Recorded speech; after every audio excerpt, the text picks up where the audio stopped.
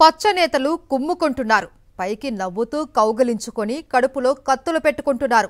పొద్దున లేస్తే ఆప్యాయంగా పలకరించుకొని ఒకరిపై ఒకరు అధిష్టానానికి ఫిర్యాదులు చేస్తున్నారు.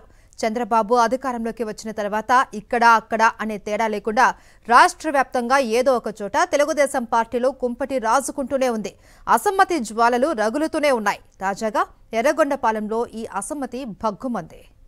ప్రకాశం జిల్లా ఎర్రగొండపాలెం నియోజకవర్గం టీడీపీ నేతల కుమ్ములాటలకు కేర్ ఆఫ్ అడ్రస్ గా మారింది. 2024లో ఎర్రగొండపాలెం నియోజకవర్గంకు గూడూరి ఎరిక్సన్ బాబుని డాక్టర్ మన్నె రవీంద్ర మద్దతుతో కూటమి అభ్యర్థిగా ప్రకటించారు. ఎన్నికల్లో ఎరిక్సన్ బాబు ఓడిపోయారు. సరిగ్గా అక్కడే మొదలైంది లొల్లి. తన ఓటమికి మన్నె రవీంద్ర కారణమంటూ అధిష్టానానికి ఎరిక్సన్ బాబు ఫిర్యాదు చేశారు. అప్పట్నుంచి ఇప్పటి వరకు టీడీపీలో వర్గపోరు ఆగలేదు. మరోవైపు మన్నె రవీంద్ర వర్గీయులు కూడా ఎరిక్సన్ బాబుపై అసంతృప్తితో ఉన్నారు. నియోజకవర్గంలో ఎరిక్సన్ బాబు అవినీతి పెరిగిపోయిందని ఆరోపిస్తున్నారు.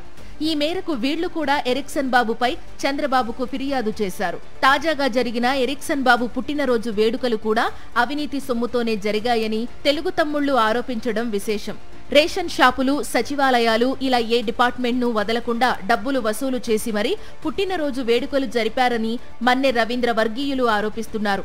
మన్నె రవీంద్ర ఆధ్వర్యంలో మీటింగ్ పెట్టుకున్న తెలుగు తమ్ముళ్లు ఎరిక్సన్ బాబు అవినీతిపై మరోసారి చంద్రబాబుకు ఫిర్యాదు చేయడానికి సిద్ధమవుతున్నారు. అయితే ఎర్రగొండపాలెం టీడీపీ ఇన్ఛార్జిగా ఉన్న ఎరిక్సన్ బాబును పార్టీ వెనకేసుకురావడంతో మన్నె రవీంద్ర వర్గీయులు భగ్గుమంటున్నారు. ఎన్నికల ఫలితాలు వచ్చిన మరుక్షణం నుంచి ఎర్రగొండపాలెంలో ఈ రచ్చ కొనసాగుతూనే ఉంది. నియోజకవర్గంలో తెలుగు తమ్ముళ్లలో అసంతృప్తి జ్వాలలు రావణ కాష్టంలా రగులుతూనే ఉన్నాయి.